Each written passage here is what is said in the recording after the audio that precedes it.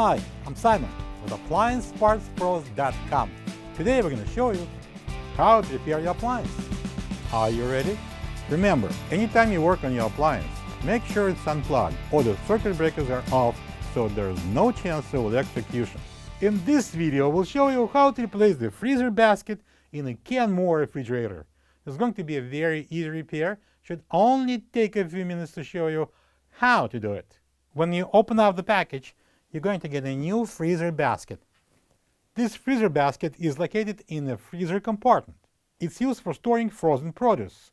The most common reason to replace the freezer basket is if it's broken and no longer stays in place and won't hold the food in. To get to the part, we need to open the freezer door. To remove the freezer basket, I'm going to push it up and then I'm going to grab it and put it upright like that so we can squeeze it out. This is the old freezer basket next to the new one.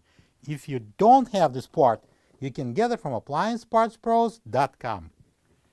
Alright, I'm going to install the freezer basket in. I'm going to slide this in first. Drop it down. We have these two pins on each side that goes into the cutouts, and we can close the door. Plug the fridge back in and make sure it's cooling. Thank you for being a part of another successful repair brought to you by AppliancePartsPros.com.